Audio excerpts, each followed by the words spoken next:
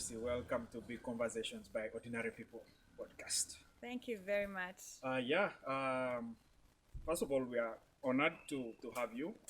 We have had a few high-profile people, but I think you're like up on the ladder there among the highest profile people we've had. Maybe a little bit of what we are trying to do is, again, the initial concept was to bring back the art of conversation. So some people communicate by painting, others make movies. And for us, since we can't do any of those things, we decided, why not go for the easiest one? Let's converse with people. Yeah. So yeah, what we do basically in this season is have a conversation with the guest and try to draw a portrait of the guest using conversation. And that's what we're going to attempt to do with you as well. Yeah. And yeah, so for everyone listening and watching, this is Lucrezia Biteete. She's a strategic advisor of Refactory, right? She's also a founding member of Refactory as well. Yeah, you're on the board of Fontes Foundation. Yes. You're also business person generally, around the country. And I don't know if I've forgotten anything specific that you wanted to mention. If you can, remind us anything that you're doing right now that you think we should know about. Yeah. Okay. Definitely. Thank you so much for having me. Yeah. And for inviting me. I'm happy to be here and talk to you and converse. I like conversing, so. Okay, so right now I'm working a lot with Refactory, that's true. But I'm also working as a consultant on a couple of other assignments. One of them is with my former employer, Laboremus, software development company or fintech company. I was a managing director there when it started. From when it started until 2017, I then continued working with them as a consultant after that as well. And then I also work as a consultant with other entities. Like right now, I'm supporting a program with GIZ on digital for development, D4D. Yeah. So basically, digital projects in development activities. So I think that's what I'm really doing right now. I see. Yeah. So let's start from Refactory a little bit. Yes. Strategic advisor. What does this mean? Are you guys at war with anyone? Why do you need strategy? Well, it's because it's a new concept. We are still learning. We are still trying out. Yeah. So, as you know, and generally, I think I've learned from running businesses here, or I think anywhere, about every 2 years, you need to change your strategy. Oh, I see. Right? Okay. Because things change, the market changes, and also you change, you learn new things on your journey. And the idea is to always make it better, right? So every 2 years, you need to be prepared to make a actually quite drastic change in strategy if you want to remain, relevant. First, also draw a picture for us what is done at Refactory, what exactly is what are you guys trying to achieve there? And, Yeah, okay. Yeah, Refactory. So it's when I was let's start with maybe the background. True. When I was a managing director at Laboremus, we were hiring a lot of software developers. And we actually had a lot of work because we were doing outsourcing to the Norwegian market. And, IT is booming. Yeah. The demand was there. And we really wanted to hire a lot of software developers and then train them and then do these outsourcing projects for the Norwegian market. Okay.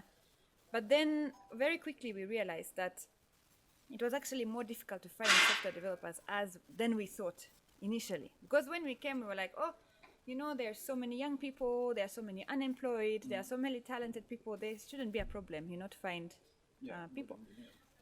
But then software development is quite complex.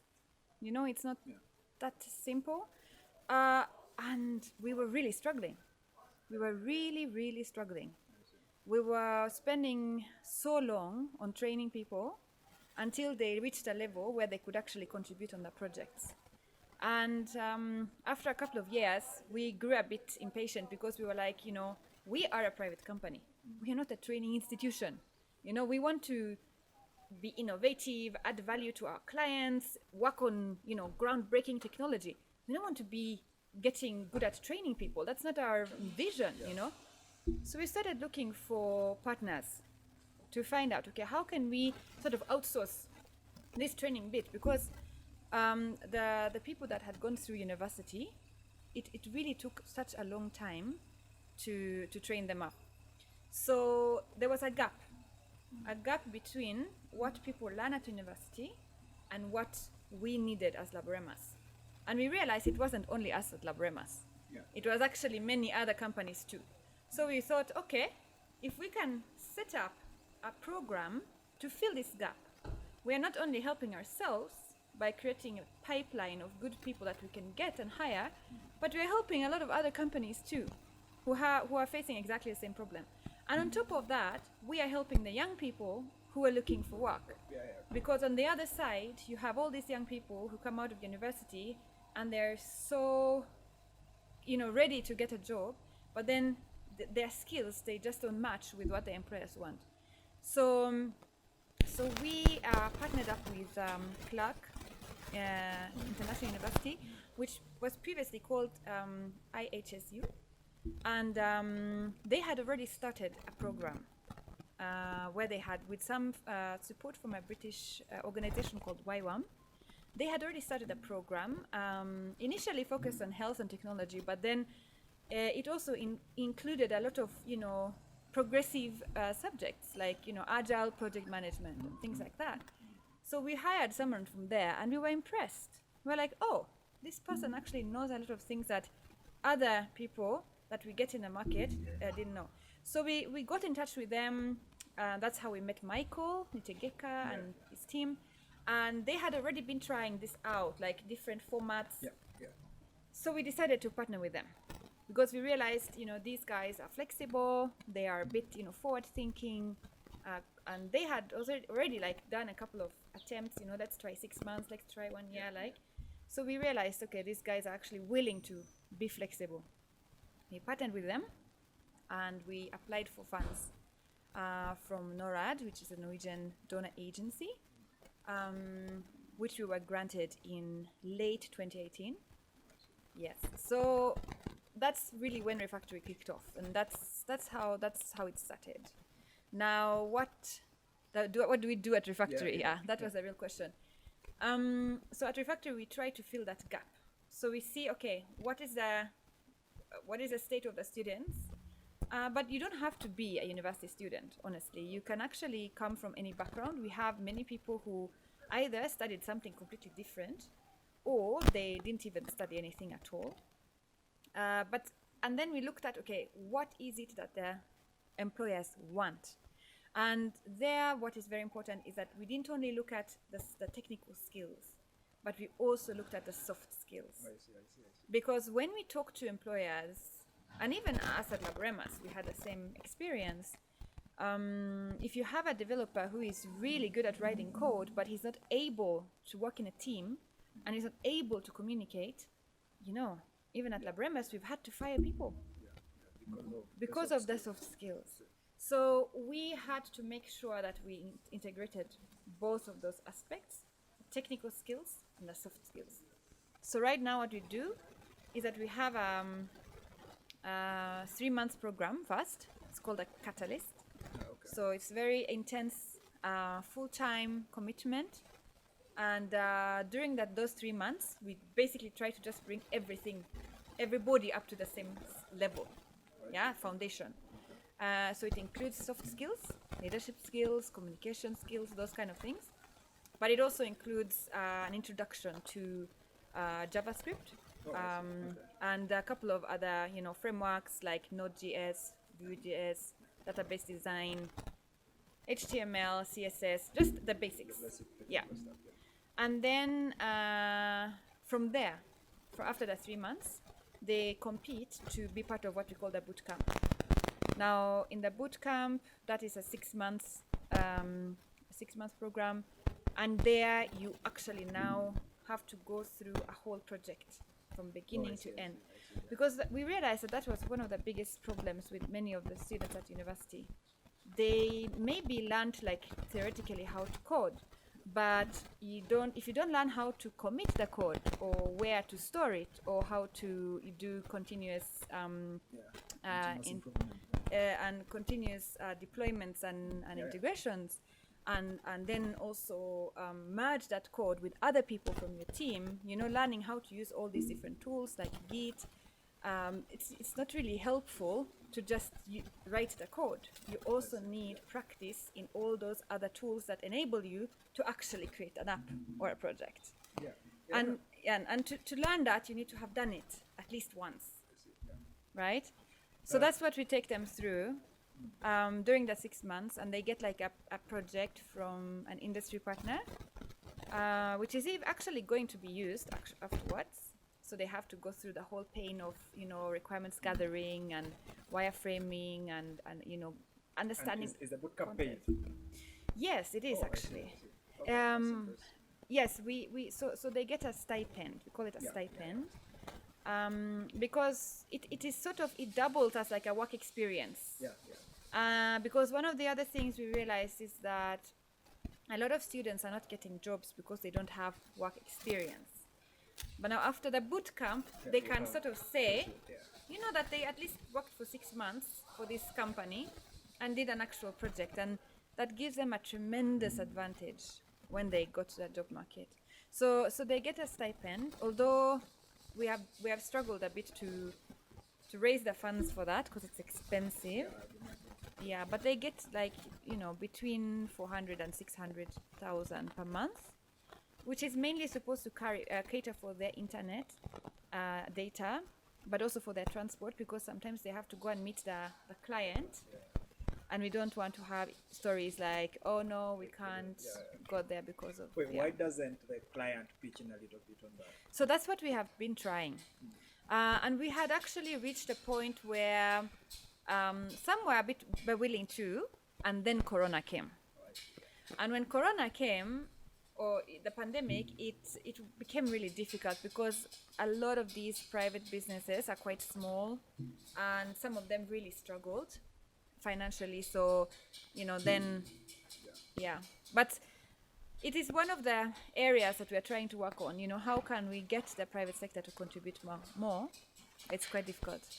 I see. This is interesting because this is a little bit, for me, when I joined university, for example, I was doing software engineering for bachelor's, and Makerere University had a program that's similar. I think it was funded by Microsoft then. They call it the National Software Incubation Hub, and that's how I met Michael as well. And basically what you do is you can do the course, the standard program, the standard degree program, but when you have free time, they give you a computer. If you qualify, it was also for applying for and sort of qualifying a little bit. If you qualify, you get a computer that you have, only you has access to it, and you do a project. But then they don't try to teach you any style of working. So it's up to you to, if you want to do agile, you sort of teach yourself agile and learn. The whole point is at a few points, you go and present, you deliver. We were presenting to people like Michael, show them, this is what I have now, this is what I'm aiming for. And if they feel like it's worth, investing in, they'll let you stay in the lab. So it used to be called lab. When I was there, it used to be called lab 5. It was a privileged lab, sort of, because you have your own computer and stuff. Yeah, so it's similar, but so in the beginning we were thinking, okay, let them be. People always talk about internships, right? And even at Laboremus, I don't know how many thousand people called us. Can we be an intern? Can we be an intern? But you see, the problem with internships is that somebody needs to give you something to do, right? It's not like you are going to find out by yourself what you're going to do. And especially when a student comes and is completely green and has never even touched GitHub, it's going to take some time until that person is set up to even do anything. And all that time is time that has to be invested by somebody. And in business, you have an opportunity cost because that person could have been working for a client making money. So at the end of the day, that intern, it starts costing you money, right? In real terms, because that person who was supposed to be billing hours for the client is instead teaching that intern what to do. Now, for people, it's very hard to understand why don't we take intern, but that's the reason. It's too expensive. And many companies have the same problem. They don't have the capacity to do that teaching. So now at Refactory, that's what we wanted to take away from them. So we have at Refactory, we have coaches, technical coaches, and we also have teachers. So during that 6 months, they are still in school. You know, they are not like we don't just throw them to the company and leave them there, because we realize that that doesn't work. So basically, they interact with the company, but mostly around, you know, requirements and the project. And then our coaches and trainers make sure that they actually go through the right process, that they, you know, actually do the work. And they even have lectures. During the 6 months, they have more advanced lectures, for example, on refactoring, test-driven development, you know, more advanced topics that they go through during those 6 months. Yeah, and maybe what I'm wondering is how does refactoring make money off the people? You know, like I know, and again, I mentioned I work with Andela, and Andela had something sort of the model was similar before. They pivoted a bit now, but the model was similar before. But Andela, for you to be a student, I don't know, I forget what the name was, what the technical name was. You had to make a commitment. You know, you have to make a 4-year commitment. So when you're fully learned, Andela still has to make money off you by hiring you out, so that they sort of make the money back, which was a sort of, for me, it's a clear business model that made sense. But you know, how does Refactory work in that regard? Yeah, that's a really big question, and it's something that we are also struggling with, because education is difficult. Business and education is difficult. I mean, if you look at the developed world, there is no sustainable business model in education, or few in the developed world. Most of the education is heavily subsidized by government. Yeah. Like if you look at Norway, for example, in Norway, I think the state pays over $40,000 for each semester that a student spends in university. You know, now there's going to be very difficult to find a business model where either the student or the employers can pay that kind of money. So, but then again, there are cases, you know, there are people that have shown that it's possible, right? So, for example, there's something called Makers Academy in the UK, and they are also into coding and that kind of stuff. And the student has to pay quite a lot of money because it's such a prestigious thing. So the student has to pay, you know, I don't remember exactly, but it's several £1,000s. And then, but their biggest income is from the companies that hire. Because when they get to a level where, you know, your name and your brand and everything is at, you know, at that level, companies will actually pay to hire from you. So that's how they make their money. But the problem, of course, with that kind of model is that you exclude a lot of people. Like if you have to pay, you know, already, like each student has to pay like, you know, £4,000, £5,000 to attend, there will be a lot of students who can't afford that. So that's another, you know, I mean, we could also say, okay, let's become a prestige thing, and because each student that goes through the Catalyst costs us about $1,500. Yet what they pay is about 750,000 shillings, which is only a bit less than 20% of what it costs to take that student through that course. Now, you could say, okay, everybody has to pay $1,500, but then you would easily, you know, exclude a lot of people in this market. Yeah. One of the other things that, from my own experience, one of the other things that has always annoyed me about soft skills, for example, one of the things you offer, you know, like going to an institution that offers soft skills, has been how sort of most institutions are inconsiderate about how those soft skills are incompatible, say, with my culture, for example, you know. I've seen... What do you mean by that? I'm going to explain that. I'm going to explain that. Yeah. So I've seen... first of all, I would say that most of the classes on soft skills, so, you know, I forget exactly what specific topic it is. It has been a while since I did this, but most of these are tailored for mostly, again, the West, right? So it's mostly curriculums that are West designed by people in the West, how they work in the West.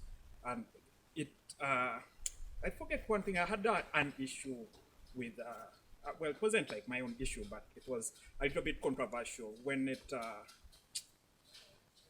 the, so most of the conversations, for example, about motivation and about how you're supposed to sort of speak, I know people Communication skills. Communication, sort of presenting yourself. I know some people who are just generally loud or like generally what's the word, they consume the place when they speak. It's that's just how they've grown up to speak. And if you met like people within, say, where they come from, that is how they know to speak, right?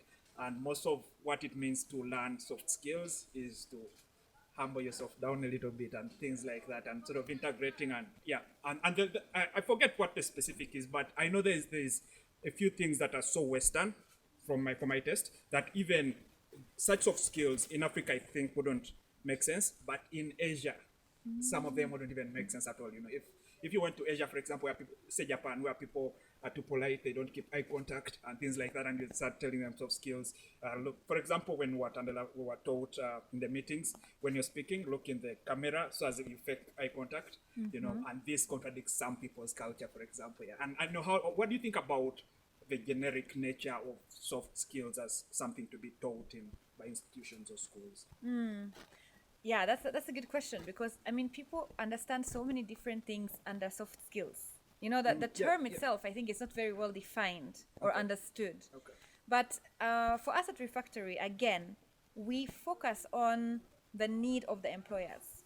Okay, so if you go to the employers, and we actually did a survey, because of course we had this experience from Laboremus, we had it from so many people, but we said, okay, let's get some proper evidence here. So we hired a consultant, conducted a survey with many different companies, and what came out is exactly what we knew. There are certain attributes that employers highly appreciate in an employee. So, for example, critical thinking, independence in work. Like, I give you something, you are able to organize yourself and work. Problem solving. Not somebody waiting for the solution to be given to them, but actually, taking steps to solve that problem. Teamwork, being able to sit in a team, organize, it's just working in a team properly. Then communication skills, like you say, writing an email, writing proper written documentation. And you know how important documentation is when you write code. People, I think, maybe people are not told this when they're studying software engineering, but a big part of your time, you are going to be documenting, you're going to draw diagrams, you're going to write down everything that you have written in code so that somebody else can understand it. So, and these are skills, like writing skills, that are needed. Like, how do you compose a text? How do you structure it for somebody else to understand? It's part of communication skills, really. And something that people also value very highly, simple things, timekeeping, loyalty, integrity. And but mostly it's about people who are self-driven. That, I think, self-driven was the one that came out on top for the employers, because obviously if you have a self-driven person, it's much more easy to manage, and also because a self-driven person will also much easier find the information that is lacking, right? So this whole concept of lifelong learner, right? I mean, technology changes every day. What you're learning today will be different tomorrow. In fact, at Refactory, we change our content almost yearly because things change. But you need someone to have that attitude of, okay, if I don't know it, the answer, let me go and look here, and here, and find it. So when we say soft skills, those are the things we're talking about. Wait, and are these things that are taught, or are these things that are selected for? When you're looking for applicants, you look for people who, because most of these are sort of personality things. Some of these things like keeping time. I don't know if you can train that. Keeping time. It's most of yes, you can train it. Absolutely, you can train it. So yes, of course, we look for when we select the students, we don't really look for so many of the things, because that's one of the reasons why you come, right? But mainly what we look for then when you're coming is your commitment. your motivation and your commitment. Even if your communication skills are terrible, but you're saying, I'm committed to this, I'm committed to learn, we'll still take you. Now, back to the teaching of soft skills. So when you're teaching soft skills, it's not really a subject, you know. Yes, sometimes people make like modules and say, okay, now we are going to talk about presentation skills, for example. But most of the time, it is at Refactory, it is not really something that we teach as a subject, but it is something that is included inside the method that we use to teach. So, for example, for critical thinking, like the class, when you have a class, you encourage the class to challenge you all the time, or you give them a problem and you encourage them to bring your ideas, solutions, you know, that trains you to do critical thinking and problem solving. You do a lot of group work that trains you to do teamwork. We do a lot of what we call teach back sessions, where students have to go and teach the other students back about a subject, because when you force somebody to teach back, that's only then you will realize if they have really understood what you have taught them. And on top of that, it helps them with analysis, analytic skills, but also it helps them with the communication skills. And then they get continuous feedback on that. So the instructors will not only look at, you know, your what you're delivering as the project, but they will also give you feedback on your, for example, on your communication or presentation skills. So it's more like an integrated part of, you know, the whole learning process, to have all these soft skills included. I see. And so the other question also that I become curious about is, how do you get the staff, right? Because again, most of the, for example, the people I'm familiar with who would be in position to teach well at Refactory are faculty at Makerere. But I've been to Makerere myself, and I wouldn't vouch for them having, you know, the kind of skills or critical thinking. Well, some of them do, but most of them, I'm sure they don't. The faculty there. So where are you getting the staff from who actually have these skills that can teach the students the right way? That's true. No, I don't think we have anybody from Makerere. now apart from Michael.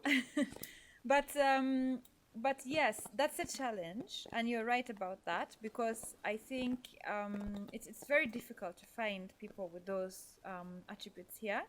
But we have found some really amazing people, and most of them are actually from the industry, which actually helps, because they are able to give the students, and like even from Mandela, we've had people facilitating, because they have real experiences and real examples, real life examples that they can give the students, and the students, I think, also tend to respect them more if they're coming from the industry.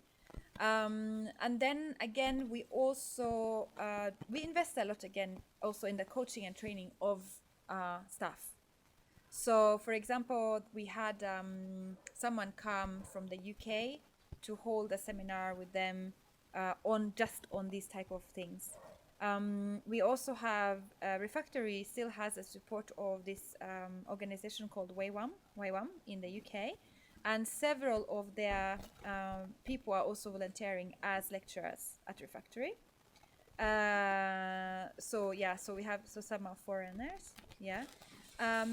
but we have been able to build a really great network of facilitators, and we are very critical about this. We are very specific about this, and if we get, you know, if we see that they are not able to live up to, you know, what they have told us that they will, we coach them, we counsel them, you know, or we find somebody else. So the other question that comes up is, most of, at least from my experience, most of the people I know who are familiar with tech live in the urban places. You know, Kampala the most, a few in Jinja, you know, maybe a few in Bharara, but even in the cities themselves, right? In the cities or the main towns within those districts. Are you doing anything to look outside the urban places, or, you know, is it too early to ask such questions? So initially, we didn't have any plans to to expand, we do have something that we call outreaches. So what we do is that we find like a simple topic, like for example, like you making a website with Webflow, which is something that you can learn really fast. And then we went to, for example, to Bharara, and we did a 3-day workshop in how to make a website using Webflow. And then you invite students, but also other people from that location. And, for them, it's a great experience. For us, it's a way of marketing the program. And we did have someone actually come. Some people actually afterwards came from Bharara to attend the program. We've done the same in Gulu. But with the pandemic, it actually gave us an opportunity because the pandemic forced us to go online completely. So in May last year, we transitioned the whole program online because it wasn't possible to have in-person classes.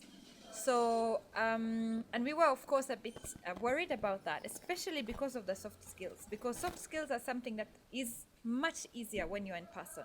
Yeah. So we were a bit worried in the beginning that both in terms of the technical level, but also on the soft skills, it would be, hard to maintain the quality doing an online course. But it went much better than we had expected. It actually went really well. So up to now, we are still online, fully online.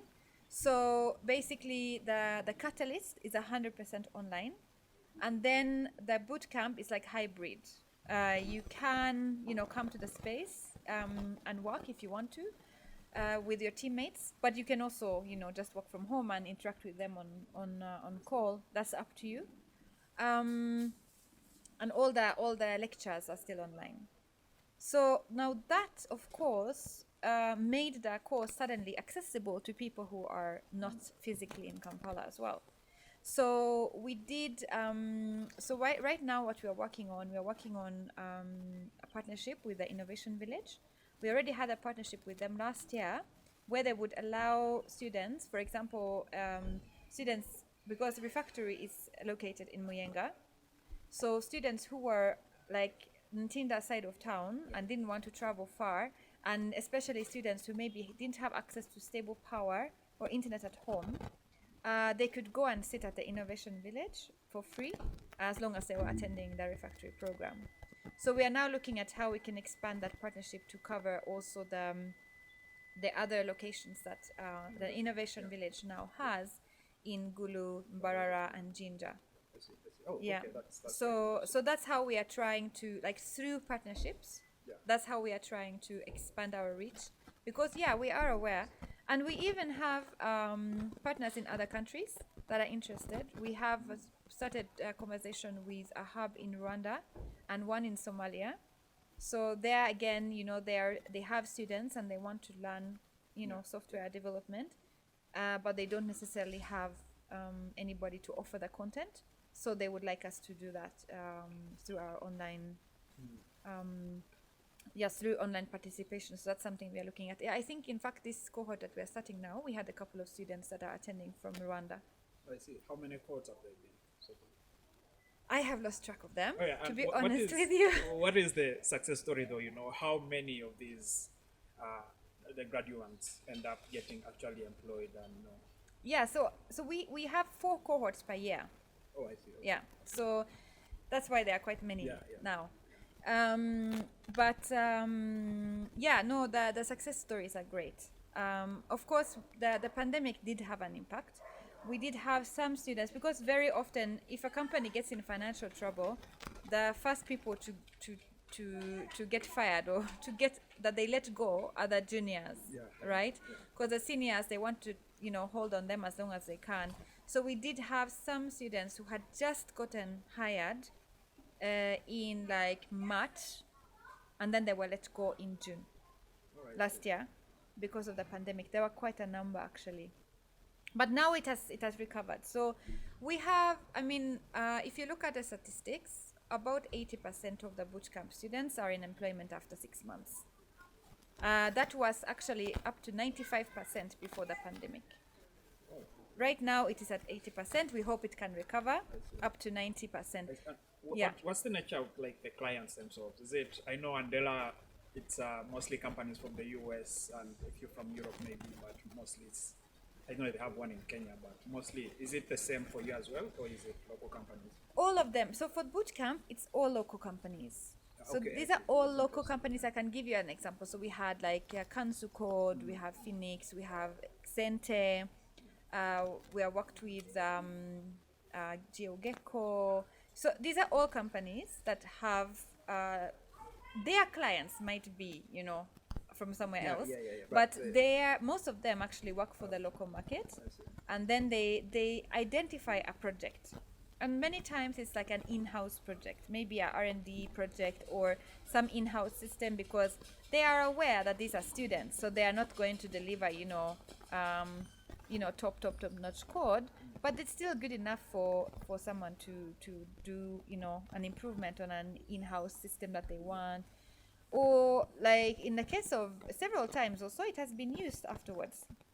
It has been used, for example, there was a bootcamp that developed SDK for Sente, which is currently being used Yeah, I see. with their clients. So so they're all local companies. Yeah, to move on now a little bit from Refactory, yeah, we will stay on the same field. You also working at Laboremus. I know Laboremus came at the same time with ThoughtWorks. I don't know if you're familiar with ThoughtWorks. Yeah? Of course. Yeah, so Laboremus came at the same time with ThoughtWorks. After some time, ThoughtWorks couldn't handle. Maybe you guys were taking all the clients from them.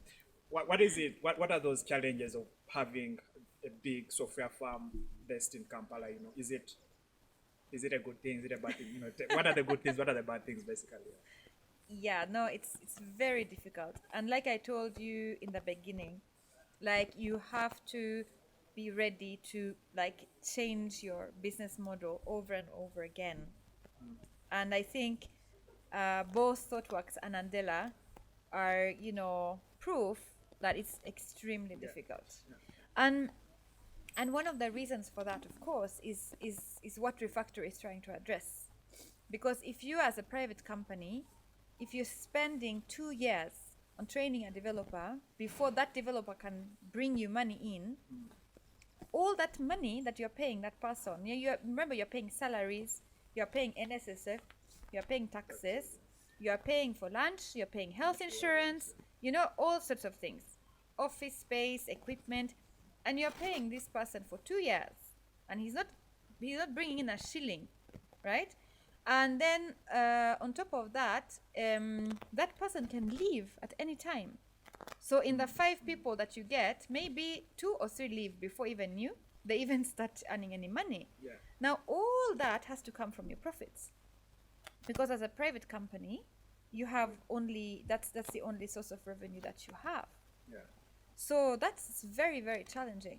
It's so costly, and that's why I think we have this in the software development space. You have this crazy, curve where you have, or this pyramid, where you have so many juniors, which cost nothing, but they also don't really do much. Yeah.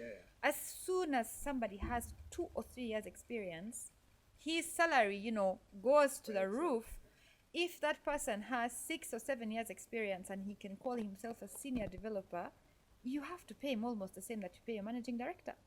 Yeah. Right? Yeah. I mean, you are paying thousands of dollars per month, 10 million shillings for a software developer. But because there are so few that have reached that level, and so that also makes it very challenging. And then, of course, what is also challenging maybe is that this labor market here, you can say that it can be a bit distorted. It can be distorted, especially because of donor funds. Okay. Because as you know, like if you are a software developer at UN, you easily earn $3,000 tax free. Yeah. Right?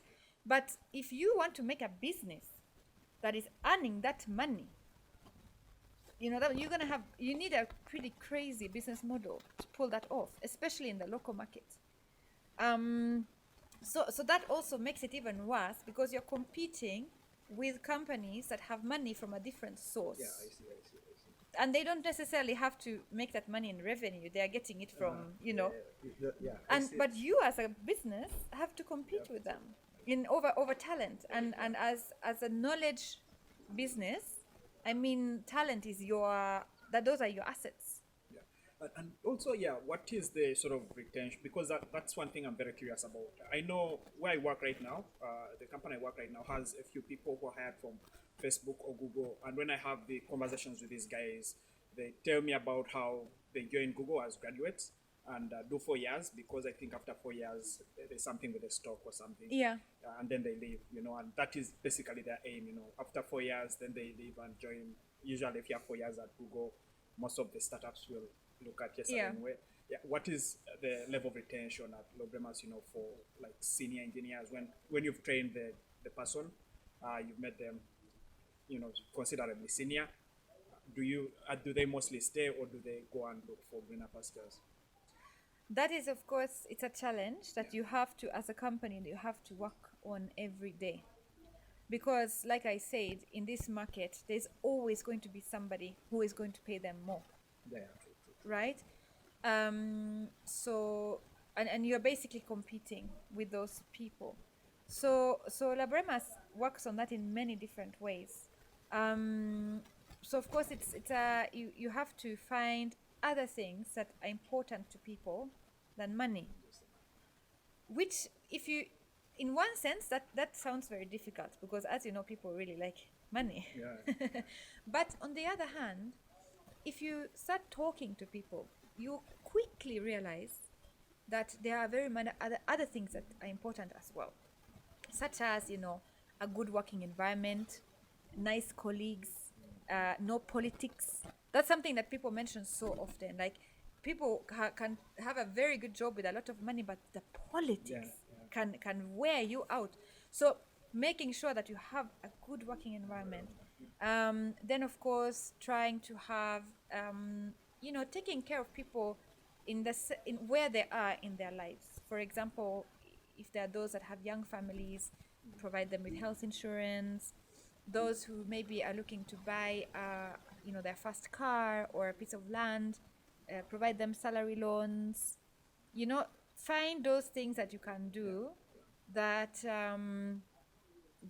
find those things that you can do that are not so expensive, but that mean a lot to people. But I think really the strongest thing is really the work environment.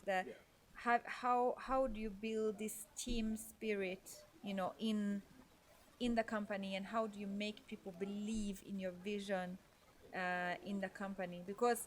And I think, of course, now at Laboremus, it's also an advantage that we've been around for a while, because people ran to ThoughtWorks, and after a few months, there was no warning, right?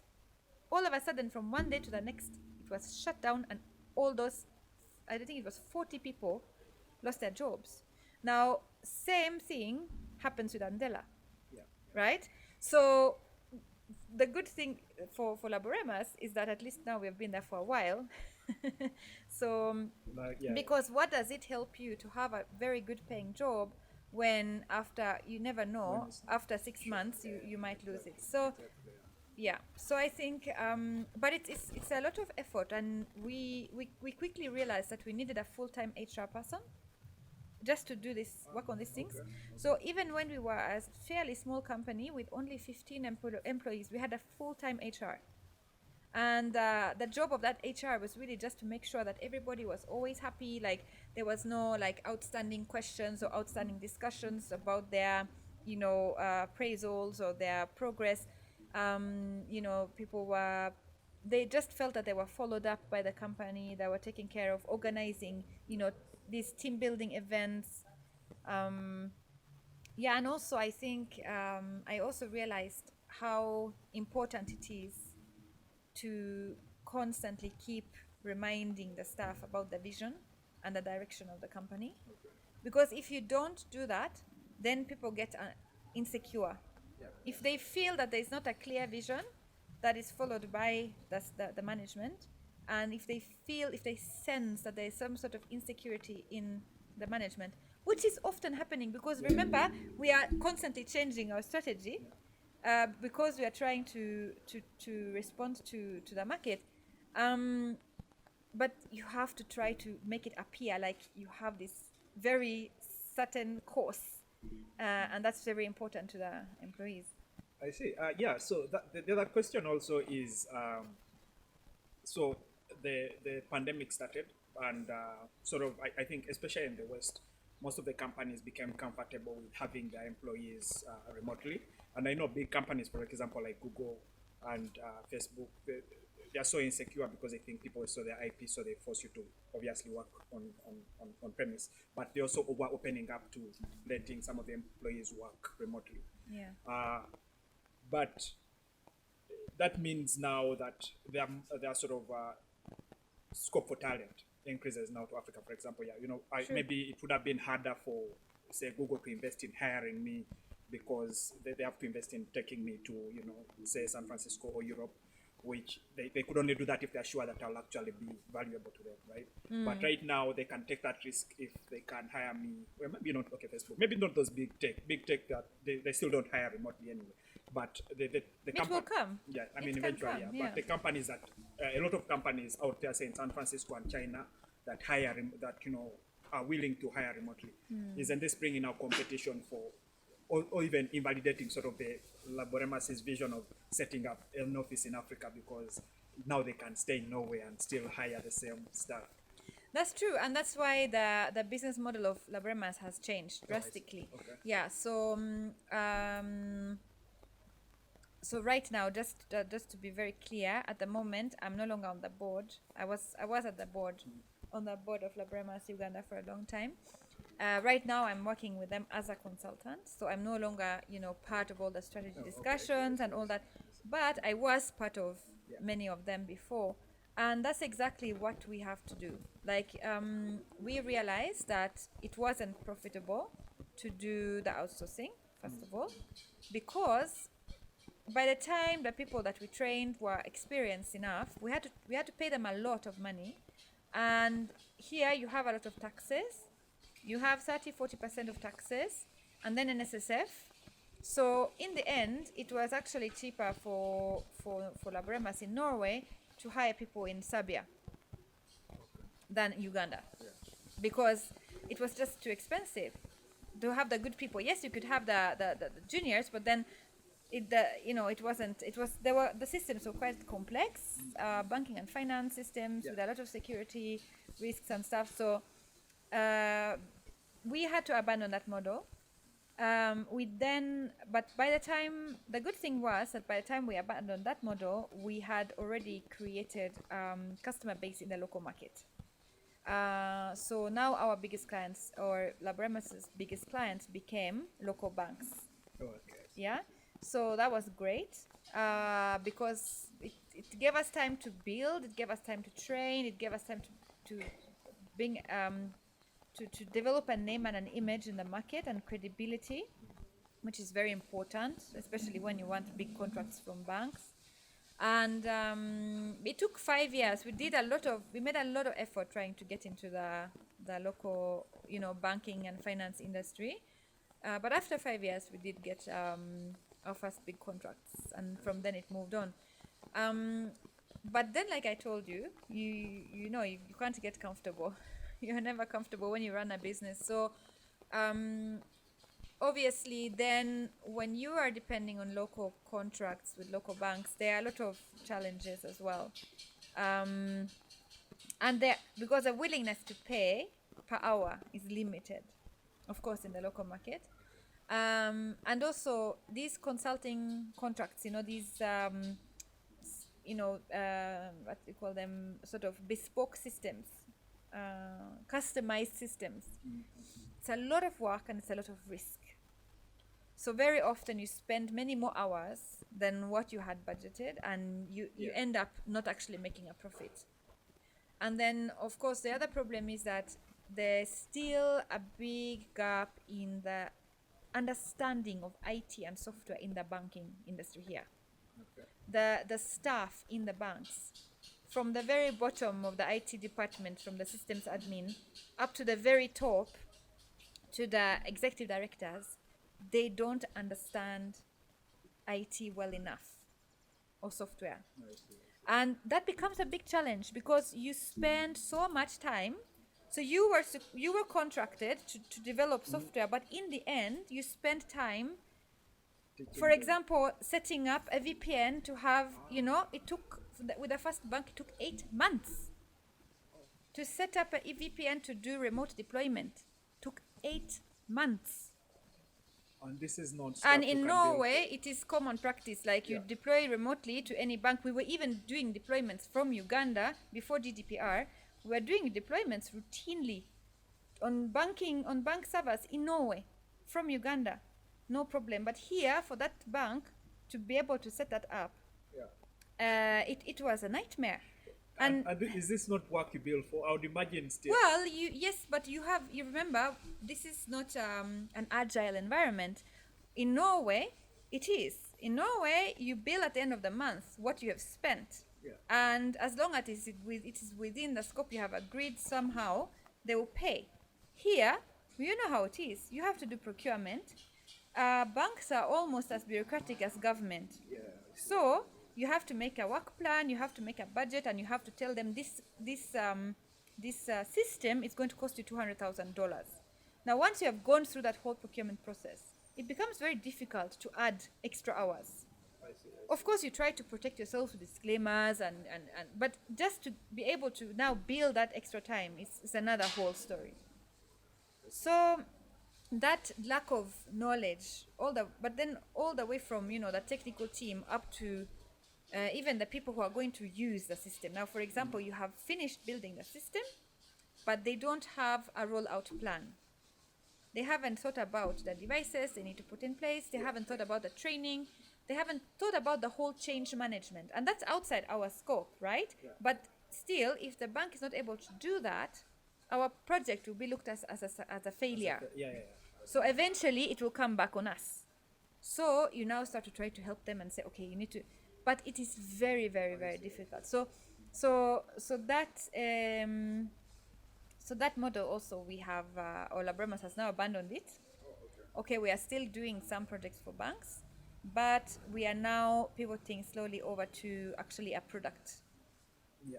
So instead of selling, customized software built on demand, where you basically work as a consultant, paid by the hour, we are now moving on to having a product. So we have a product, and then we keep developing and building that product, and then the customers pay as they use that product. More like software as a service sort of model. No, I see. Yeah, that's isn't that the direction everyone is taking now?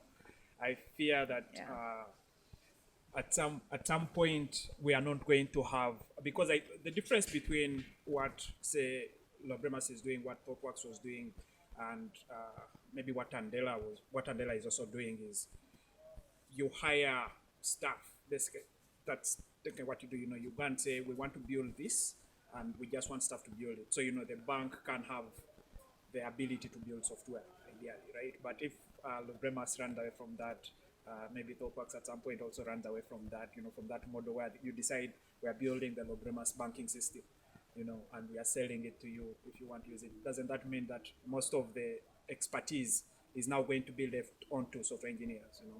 Because the people at Laboremus don't understand. Well, they understand banking, but they don't have the banking expertise that people who actually bank have, right? So if you're going to build a solution for them, and banking could be one thing, but I imagine you'll do the same for hospitals. I imagine you do the same for. Doesn't that take the expertise away from the actual domain experts? I'm not so sure, because on the other hand, have you seen in a bank a successful software department? It's very difficult within a bank to find a successful software department, because very often they are sitting in the bank, but they're not operating enough like an entity that is agile and responsive and innovative and all that. They just end up doing things on demand, or maintaining things, or legacy systems, or things like that. The thing, what you are saying is that what you're doing when you are going in this product route is basically that you are creating specialization, right? Because in a software company, I mean, right now, today, only half of the people are engineers, right? Yeah. The other half are UI UX designers, business analysts, domain experts, banking experts, credit experts, I see. data scientists, and even at Laboremus, it's the same. Product managers. Writing the code is the easy part. Finding out what to write is the hard bit. And you need a lot of qualified staff to do that. So that's what these companies look like today. Okay. Yeah. So, and that's the expertise that is also very much needed in, and also in this market. I see. Yeah. Yeah. Let's okay, pivot a little bit from tech now. Yeah. Yeah. Let's talk about Lucy. You know, your background. Who are you before your profession? You know, what's like the education background, but also like who is this person? What inspires you to get into tech, to do the stuff you're doing right now, to come to Uganda? You know, I just want to understand all the story. Wow. Yeah, it's a long story. We have time. Well, yeah, so my family has always been working in Africa. My dad has been working in Africa. So I'm from Norway. Okay, my parents are originally from Switzerland, but they moved to Norway. So I'm born in Norway. I grew up in Norway. And then my dad was always working in Africa because he was working in emergencies, but also in development. And he started taking us along quite early, especially my brothers, maybe because they were boys. They went earlier than I did. But we eventually started, you know, coming for our school holidays, working on the different projects. And yeah, it was very exciting and interesting. And his field was water and sanitation. So we learned a lot from him in that field. So after I did a Masters of International Relations in Geneva. But even during that time, I was already, you know, coming here to I started actually in Mozambique, working on different projects. Then came to Uganda. I really liked this place. I then did a master's in water engineering as well because it was what I had been exposed to and I wanted to learn more. And that was really in the UK, so that was great. But then right after that master's, I moved here because I felt it was very tiresome to fly back and forth, and I felt like I really wanted to work here. At the same time, we had registered an NGO because we had some water project in Queen Elizabeth National Park that we were quite sort of attached to, and we were, you know, continuously raising funds from our, you know, friends and family and stuff to support them and expand them. So when I first came here, I was trying to set up that NGO, which was my sort of first experience in business development, you can say, because it was, you know, setting up all the legal structures and the staff structures, you know, all that stuff. But then we didn't have enough funds for me to do that full time. So through the university in the UK, I got some consulting gigs. So I started doing consulting on the side, and that was really nice. So I did a lot of consulting work, actually all over Africa, you know, Mali, DRC, Mozambique, Kenya, South Sudan, Uganda, and that was really exciting. For most of the big, you know, donor organizations, it was mostly in water and sanitation, but also in what we call M&E, which is monitoring and evaluation. And at that time, we were one of the first people who were pioneering tech in M&E. So like data collection, okay, how can you use an app? How can you use a phone? That was very new, like in 2007, 2008. Now it's mainstream, but at that time, so we started with that. That's how I got exposed to tech in the beginning. But actually, the reason why I ended up in tech was really just a coincidence, to be honest with you. Because I met my husband and we wanted to have a baby, but then all my traveling, it was a bit difficult to combine with, you know, being pregnant and having a baby. So for those reasons, I was starting to look around for a job that could keep me in Kampala. And at that same time, my brother in Norway had been hired by this company, Laboremus, in Norway. And they had already decided that they wanted to expand to Africa. And they hired him to lead the Africa expansion. So he, of course, developed the business plans and whatnot and all that, and did some research, and then ended up on choosing Uganda as their selected country. But then, of course, he needed somebody to help him out on the ground. So I first started to just do the same thing, like setting up the legal structures, the HR structures, the processes, and all that. And then afterwards, I became the managing director. So that was a very, very interesting journey with Laboremus. Very, very nice. And but then at the same time, of course, we kept having the NGO on the side. And when time came for Refactory, the grants that we are applying for, it's required an NGO to be part of the consortium, because it was like that's sometimes that's how the grants are structured, and they didn't want to give the money to be managed by a private company, so they required an NGO to be the lead partner. So that's how Fontes Foundation was then became the coordinating partner for Refactory. Fontes Foundation also has a youth center, still running those water projects in Western Uganda. What is the nature of these water projects themselves? I don't think I understand what you mean. Yeah. So water projects water supply is really about providing safe drinking water to people. And for example, in those villages in Queen Elizabeth National Park, they are fishing villages. So they go to the water, but then the lakes, so there's Lake George, Kazinga Channel, and then Lake Edward. Now on top of course being contaminated by everything that runs down the hill when people have not used a latrine and it rains, and you can imagine all that ends up in those lakes. But on top of that, there are also wild animals. So increasingly, people were getting attacked by hippos and crocodiles when they go into the water to fetch water. So that's a problem. So, and on top of that, in that region, particularly, the groundwater is salty because it's the geology in the Rift Valley specifically means that you can't drill. Because the easiest thing is really to drill down and you get fresh drinking water from a borehole, but you can't do that in those areas. So my dad at the time came up with a simple system for them to draw water from the lake and treat it locally, and then distribute it to the people when it's safe to drink, and also when it's up in the village, so they don't have to walk the distance, but also they don't have that danger of being attacked by animals anymore. Now, of course, the big challenge that in those projects, it's again about what almost like what we call soft skills. It's the same thing. It's not really the technical bit that is hard.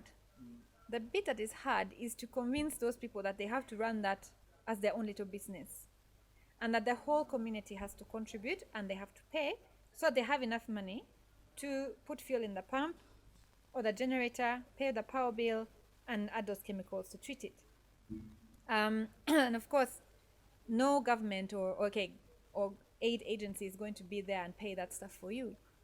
But if everybody contributes a little and that money is managed well, then it can work. Yeah, but it doesn't it's about business skills, really. So that brings the question of these people were there before.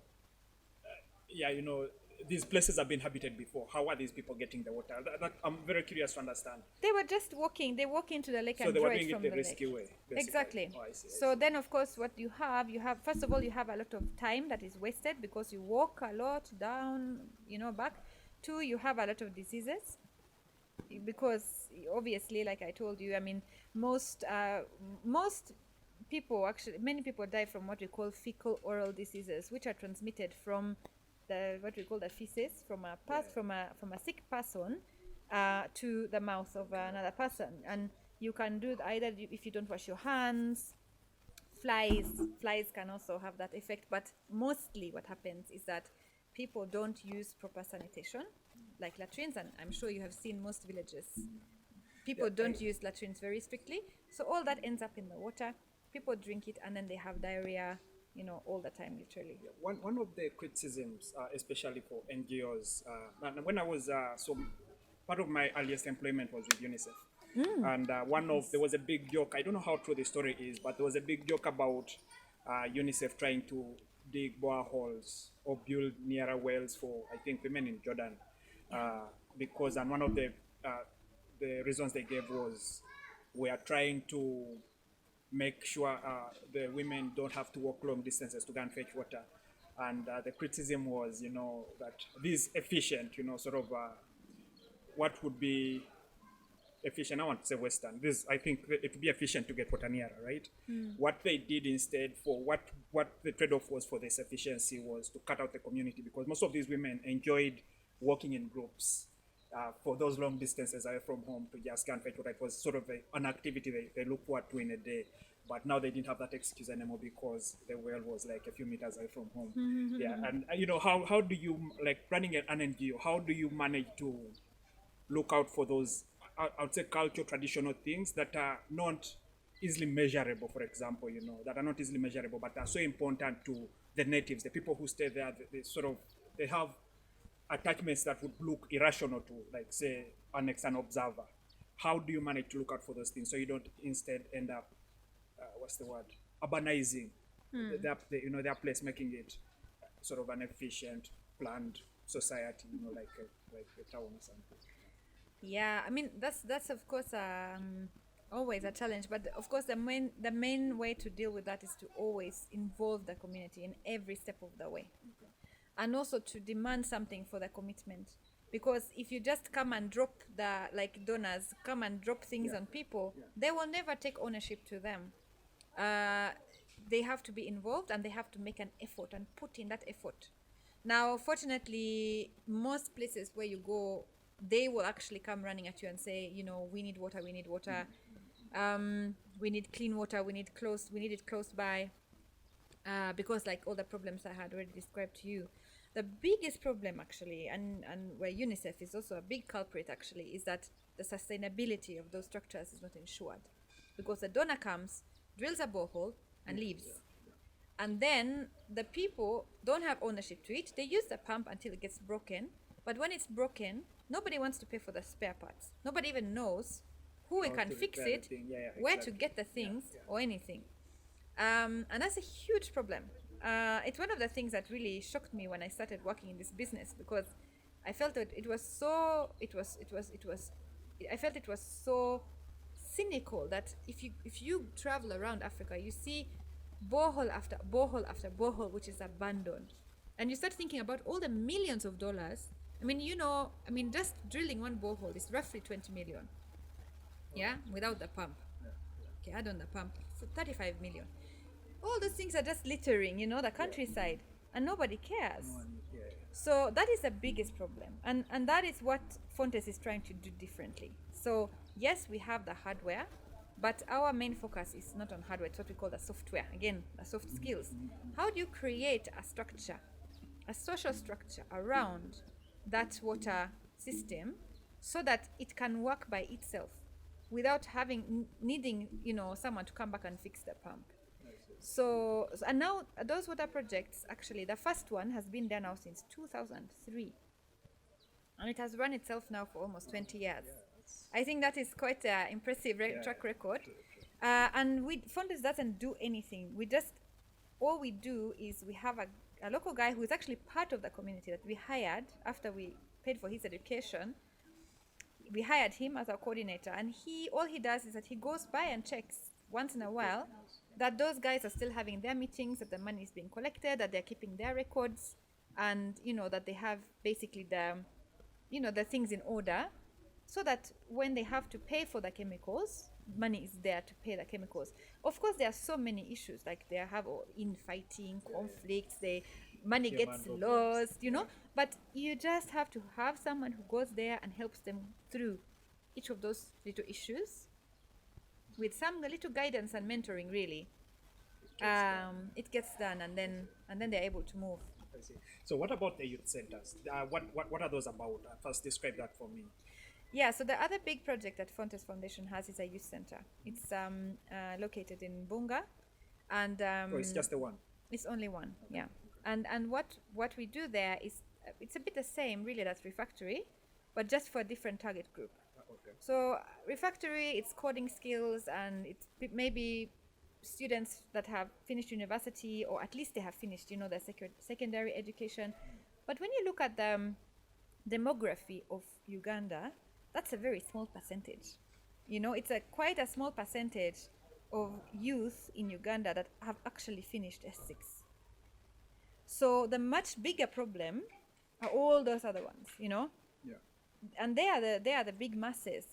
There are those who dropped out in S2, in S4, maybe some never even finished P7. Here in the urban areas, okay, most have done P7, but even in rural areas, it's very common that you don't never finish P7. So what can you do for those people to give them something that can make them, give them a productive life, right? So again, what we did is that we looked at the employers. Okay. We went and surveyed the employers, and we tried to find out, okay, what is it that employers want when they are hiring young people? And we specifically looked at employers in both formal and informal businesses, because the informal sector is huge. It's actually the biggest employer, I would say, in this country, is the informal sector. So we looked a lot at the informal sector too. Shops, restaurants, bars, car washes, security companies, all those places. And again, the same response came out, is that actually many of those companies said, we are willing to train, like I'm willing to train a girl how to lay the beds in the hotel, but I need to know that she's coming every morning at a certain time. Yeah. And I need to know that if she's going to be late, she will give me a call and tell me, those kind of things. So it was again back to the soft skills and the attitudes. Many people saying, young people in Uganda have terrible attitudes. A lot of people, of the employers we surveyed, that was like their first reaction. These young people, they have terrible attitudes. So now we were trying to break that down, and we started asking, okay, what do you mean by attitude? And we started to ask them more specifically, what are those attitudes? And it's quite interesting, even recently a big study done by the EU. So the EU has a program that is trying to support the private sector in Uganda, but make it more interesting also for foreign investors to invest in Uganda. And they commissioned a huge study of all, and they talked about to a lot of companies, foreign companies especially here, like what are the biggest challenges for foreign companies to invest in Uganda? And guess what the number one challenge was? Skills and attitudes. It came before corruption. I see. And this report is available. So that's exactly the same thing that the youth center discovered when we talked to all those employers, is that actually the skills, they are quite happy to train someone. But if that person needs to have the right attitude, because otherwise we're not willing to invest. So the youth center, just in short, what it does, it also has a 6-month course. It is full-time, full commitment. Okay. You have different ingredients in the course. We started out with having it just as a business course, but then we found it very difficult to attract people, because our course was mainly about business, entrepreneurship, and soft skills, which we call personal development, to give it a nicer word. But we've really struggled to get enough people, although our employment or success rates were so high. So we felt like we had to add in like a practical component, because it attracts people. So we added in a catering aspect of it. So right now it's called business catering, but really what you do is you do catering, but you also get business skills and entrepreneurship skills. You get what we call the personal development, which is a whole day per week. Every week you spend a whole day on these soft skills that we have just discussed. And then there's also English. We call it business English. So it's just like trying to bring people to a level that they can communicate in English on a business way, like for waiters, those kind of things. And then there's also basic ICT. So they learn how to use, email, Word, PowerPoint, Excel, and some social media, Facebook, because a lot of young entrepreneurs use social media a lot these days. So that's also part of the course. So it's a 6 months course. It only costs 100,000 because it is subsidized by donors. So it's a very, very good course. Yeah, so here is I've tried something, well, not similar to that, but at some point I tried to help a few of my friends with entrepreneurship, right? And what I wanted to go for was food stalls. So give him a chapati stall, let him run the business, and so they can try to be independent as possible. Yeah, and again, I haven't done like a real study or anything, but what I've noticed is at some point, say people who are like 18 and over, it's probably, unless you put them through like a real structure formal education thing, it is a little bit too late to change how they see the world or how they want to live in the world. So for most of the big challenge I got was the guy who's at work is bored, literally, like apart from the times when he's actually working, most of if you have like a chapati stall, most of the time you just want to sit there waiting for clients. And that boredom is, do I sit through the boredom and make money to be independent, or do I go and, borrow and drink with my friends, right? And the society thing. And people usually ask why in Uganda most people would be willing to leave the village, sell their father's land, and buy a border or buy a taxi. But okay, they bring in a significant amount of money, but the good thing about those jobs is they leave the social element. So the boredom part on a border, when you're actually not working, you're on a society at the stage with your buddies, and either you're talking, maybe you're not drinking, but the society element is there, right? And most of the people, when you grow up in a rural place, that because you don't interact a lot with your parents, what you do is you leave your home in the morning, go around your friends, go back at home, have food, leave, go back with your friends, go back at home, have food, and sleep. Basically, you never have any individual time, right? And if you grow like that until 18, and at 18 someone tells you, what, now I'm going to put you at a stall to just stay alone meditating the whole day, it's sort of very, very hard. And I was thinking, I've not seen very many NGOs that are looking at social entrepreneur, I don't know like the right word, but bringing jobs that allow people to spend more time in a social environment. Yeah, and that's the thing about office work is most of the time when you're not working, you're disturbing your colleagues. Yeah, there's actually that social thing that you still have, but most of the informal work that you need to, like even catering, if you're in the kitchen alone sitting waiting for the food to boil, there is not that big society around. It takes away from how people have grown up, and at some age people don't know how to learn to be more individualistic, more sort of meditative people. And I don't know if if you've given that, if there's a study, I don't know if there's a study, if they've given that kind of, I know when people say Ugandans don't have the attitude, what they're meaning is Ugandans just said being bored. They just said sitting out. They're not meditative people. I know maybe in most cultures, say in Asia, people can do that. People can take their time, say, doing something, polishing it with a lot of attention. In Uganda, that's not there because that's just not the society. The society is, you spend a lot of time picking on the other person's brain, conversing. It may be just aimless chatter. People can just be talking about nothing, but they prefer to spend their time doing that rather than sitting in their own heads, basically. And, how do we structure like help, especially help from, people out there who think that, society needs a little bit of help? How do you structure help to meet society where it is rather than trying to assume that everyone can ideally be? That's a really interesting observation. That's really nice, yeah. I hadn't thought about it in that way. But I think, I don't know. Of course, yes. I mean, bearing those, cultural things in mind, it definitely helps when you're designing programs for youth. That's for sure. But I also think that, sometimes also what is lacking is also just discipline.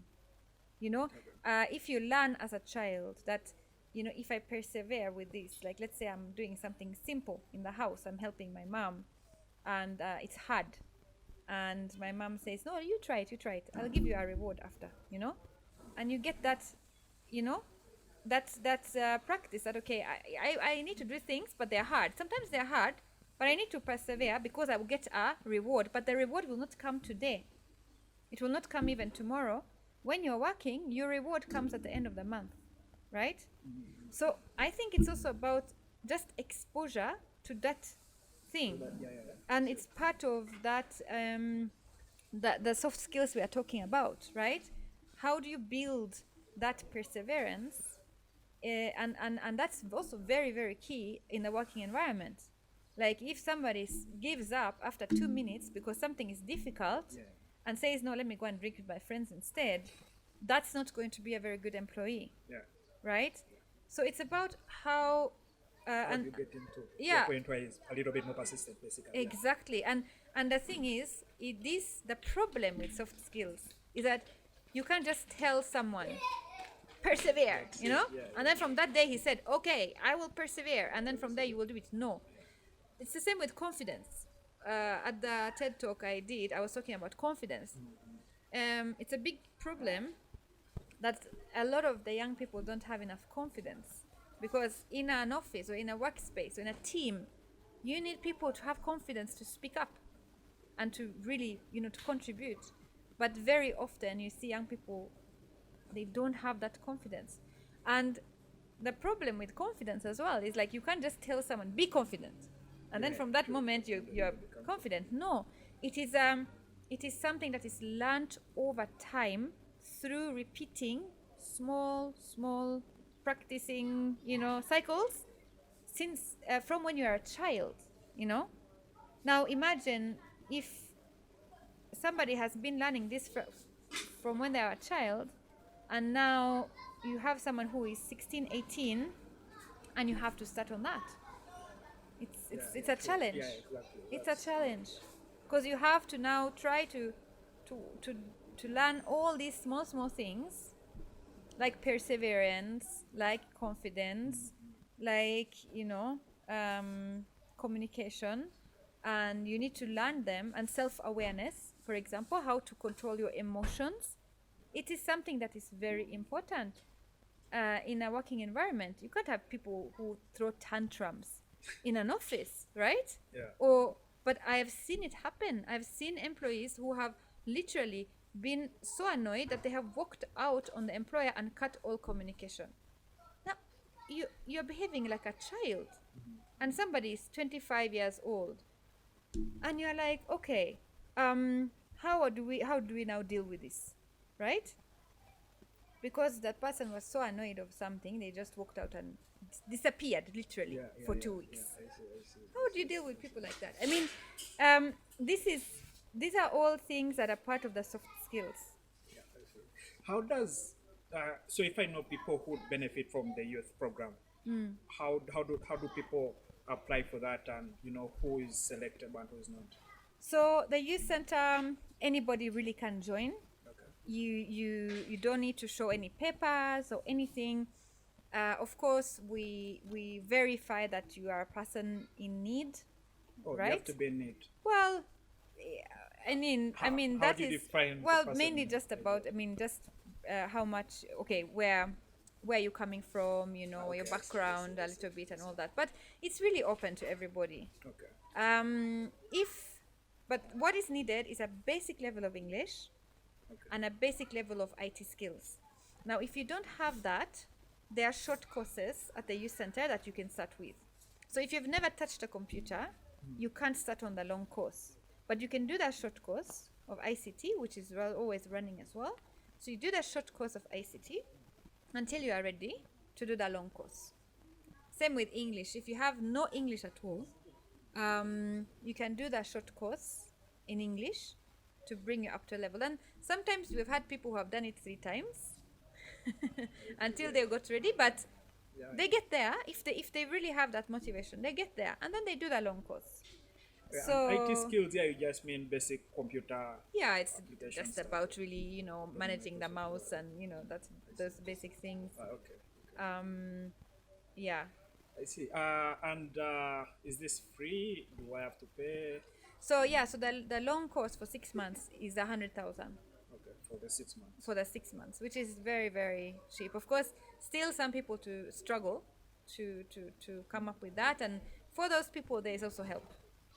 Yeah, but mostly it's yeah. And with this, besides the soft skills, you also go with catering skills. Yes, so you also go through like a curriculum for basic catering, like cooking, all different. There's even baking included, I think. So there's cooking all the different things, the different dishes, plus the baking part. You get the business skills. Yeah, do you have a success story there? Do you know someone who I can go and buy some pancakes from? Yes, yes, absolutely, we do. We have many success stories, but so in the beginning we were thinking that most of the people would actually start their own businesses, but the truth is that many of them choose to first get employed. Yeah.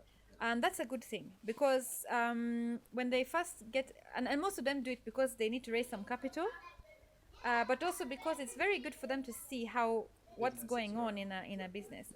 In fact, we even have a job placement program. So once you finish the course, the center will help you find like a placement for like an internship in the area that you're interested in, so that you get some practical experience. And now that internship, it's up to the employer whether they want to give you something. So most of the times it's not paid, but many people are hired afterwards, or they go away with some experience that is useful. Yeah. And yeah, we have many success stories. For example, there is one. So we did also get some students from those villages in Western Uganda with the water projects. We got some of them and got them scholarships for education, because in those villages there are very, very, very few people. Like, you can count on your hand the people that have gone to secondary school, literally. Now, some of those students, we realized that we couldn't, if we put them through up to S6, it was difficult, because after S6, what do you do if you don't go to university? And we didn't have the funds to put them through university. So we sent them to vocational schools. But then we realized that actually even those vocational schools were not very good. So we decided to send them to the youth center, to our own youth center. We sent someone to certificate in computer something. When we tried to test them afterwards, they couldn't do anything on the computer. It was such a waste of money, I'm telling you. So now after that, we sent them to the youth center. We said, okay, at least they will get the soft skills part and all that. And today, actually, Fontes. So one of them was employed by Fontes to support those projects in the village. And I was there in November, and I saw him. And he was a very young, shy boy when he first, started. And I was there, and I saw him, standing in front of older people, explaining to them how it's important to keep records and everything. And after the field work, I went to him and I said, now, I'm so impressed, you were really great, how you were communicating and talking with so much confidence and everything. And he said, yes, I learned that at the youth center. He said, everywhere I went, when I went to school, when I went to that vocational thing, they just gave us books, and they told us to be with our books, literally. But talking in front of other people, I learned it from the youth center. And he said it has helped me so much. I see. Yeah. Oh, that's interesting. Is there any stuff that Fontes does besides the waterworks now and the youth center? And refactory. And refactory. Yeah. I see. So those are the three, things we do. Yeah, so to move on a little bit, you're also entering now the leisure industry. And this is private business. This is not, is this also related to Fontes in any way, or is this totally private business? It's a different company. Okay. It has some of the same people that are also active in Fontes and Laboremus. Yeah. And then it has a couple of other investors from Norway. Mm-hmm. Yeah. But it's a different company. Yeah, tell us about this. Yeah, so it was, I think, we went to Bulago Island. Is that part of the Sese Island? No. Bulago is much closer to Kampala. It is actually, if you are from Entebbe, it's only about 30 minutes or something. So it's one of those islands that is quite close. It's quite famous. It has a resort called Pineapple Bay, and it also has a very developed community of holiday homes. It's one of the most developed islands, actually. It even has an airstrip. Now we went to that resort, Pineapple Bay, for like, I think it was a birthday party or something, and we really loved it. It was like, we were like, oh my gosh, this is amazing, you know. You're so close to Kampala, literally, but you feel like you're in a completely different place. And there was a beach, and there were palm trees, and we were just wowed. And you know, spending all that time in Queen Elizabeth with the water projects, we had made friends with many people who were working in the lodges, because we were always there over time, and we were often going to the different lodges to have dinner, you know, just to check them out. And we're like, okay, we should also do something like this. But then we thought, now why don't, instead of doing it there, which is really far from Kampala, why don't we do something here on an island much closer to Kampala? This definitely has potential. I mean, we are from Norway, so the sea and water is something that we are very comfortable with. Yeah. We have a 36-foot sailboat in Norway that it can sleep 6 people, so we regularly take it for trips, you know, overnight sailing trips, and we've grown up with that, with boats, water, you know. So we were like, wow, this is amazing, and it's so close to Kampala. So a year later or so, my brothers hired a boat and just started moving around. Like, let's check out some opportunities, possibilities. And with them was one of the guys he's also one of the founders of Laboremus, called Timothy. And they moved around, and they found an island close to Bulago. It's actually the next island, second next island after Bulago. And they saw a nice place, but it was not habited. Like, okay, the island has villages, but the place they saw was just like a rainforest. But then there was like a tiny house, like one of those tiny little mud houses. So they were like, okay, let's go and ask from there. So they went. They went in there. They found someone. And then when Timothy entered the house, he saw a picture on the wall. He's like, because his dad is a clan leader. So he's like, oh, that's my uncle or something. Like, he saw a picture of someone of his family. So he inquired, and it turned out that he was related to the owner of that land. So that, of course, made it much easier for us to look at, you know, how to start from there. Yeah. So we got some other investors from Norway on board. We bought 25 acres in that bay. That was 2013. And they touch the water. They have access to. It's a bay, so it actually used to be a whole sandy beach. So we bought all the water, all the land along the prime one, along the beach, of course. Wait, is it like purchasing or leasing it out? It was a purchase. Wow. Yeah. How hard is it? That's also one of the things I've always wondered. How hard is it you're not like, your husband is Ugandan, so maybe you don't have the same challenges. How hard is it for someone who's not Ugandan to own land in Uganda? It's not that hard, but it depends. Okay, I'm not an expert on this, but it depends on the type of land, because, you know, you have freehold, you have Milo, and then you have a lot of what is called Kabaka's land. Now the part that is Kabaka's land is tricky, because there you can get a lease only. You can get a lease. Yeah, but that's even for Ugandans. Yeah, even for Ugandans, and then you never know. Like, they might change. They have to pay like a ground rent and stuff, but you never know. They could change that in future. You know, it's a bit risky. Then you have the Milo type, and that one is fine. You get as a foreigner, what you do is you get a trusted Ugandan, and many people use lawyers for that, to put the title in their name. And then you have a 99-year or 49 or 99-year lease from them. So in this case, the title is in Timothy's name because he's Ugandan. And then Walindi Point, the company, has a 99-year lease. Yeah. So that's fairly okay. Where it gets tricky is like further north, where you have a land that is not titled but also community or communal land. That becomes very complicated. So that's where a lot of investors are struggling, because I see. Yeah. Oh, yeah. Anyway, back to the story. So we started developing it, and right now it is we are just in the phase of opening it up. So we have space for 11 people. It's there's a main building, there's a swimming pool, then there are some tents on platforms like those luxury sort of safari tents, and one bungalow, and a lot of work has gone into it.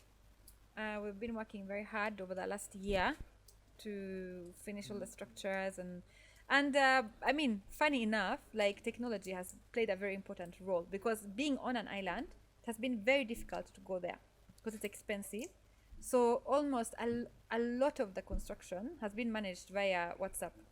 Quite interestingly, yes. So we have really used technology You haven't for what it's worth. You haven't seen. There is a joke. I can't describe it well, but a guy in, I think, the UK sends money to a brother to build for him a storage house, and then he comes back and finds. You guys may go to the island when everything is there, as they were saying, but it's just different scales. Yeah. Very small storage houses. That's a clever one. Yeah, that's a clever one. Yeah, no, of course we have been there regularly too. Like Timothy and I have been there regularly because we are here. But yeah, it is expensive to move. What are there any activities that I would expect to do? I know there's a swimming pool, so swimming. Yeah. Well, funny enough, a lot of people ask about activities before they go. Once they reach there, as you said, Ugandans just like to sit and enjoy. So you even go to them and ask them, so are you ready for no, we are fine, don't disturb us, you know. Actually, activities is not a problem. People are just happy with just being there, enjoying. Of course, there's a lot of things that you can do. There's a very nice hike. Normally go on a little hike to see like a nice view, take some nice pictures for Instagram, you know, those kind of things. It's only 30 minutes, so anybody can manage. But for those who want to do more hikes, there's a rainforest. The birds are amazing, there are a lot of birds. And also, it is just 5 minutes from Ngamba. Ngamba is a chimp sanctuary. So if you want, you can go and see the chimps. It's only 5 minutes away. It's another island. Can you go on the water? Do you have the boats there? Yeah. Oh, nice. Yes. So we Most have a people boat. would enjoy boat cruises. Yeah, exactly. But you already do a boat cruise to get there, of course. I see. So part of it. Well, Lucy, thank you very much for coming. I think we've exhausted a major chunk of this conversation. Yeah, thank you very much for accepting our invite. This has been quite enlightening. I will check out Laboremus. I've personally actually never paid much attention to it, but now I feel like I should look at it more and see. I'll probably invite someone from there also to come and have a conversation with us. So I understand, you know, the tech sector. I'm extremely interested in, you know, what's going on in tech and, you know, how people are using tech to like solve local problems rather than sort of export. What I know most of the tech companies are doing right now is exporting local talent to solve. In terms of outsourcing. Outsourcing. Most of the people training techies to work for companies in the US or to work for companies in Europe. Yet, you know, we could use them here. But yeah, that's true. But I think it's also an opportunity. Yeah. Because if you look at the population here, I mean, I think it will take time until the tech sector can actually employ all those people. True. I think if you look at, I think every year, Makerere, I don't know how many software engineers graduate from Makerere per year, but I think they're definitely more than what the tech sector is able to absorb at the moment. So, I mean, this whole pandemic is actually a blessing in disguise if we can just get the training right, you know. Yeah, no, true. I really understand it. It's just that I was worried when Andela left. I felt like companies come, they get the cream. I know when ThoughtWorks left, it went with the cream. Yeah. All their best stuff. So yeah. But yeah, I mean, this is where we are. I think this is where China was with manufacturing as well. It started with doing the very low end manufacturing jobs, and it's now the manufacturing giant of the world. So well, thank you very much. Thank you very much for coming. This has been really good. All right, thank you too.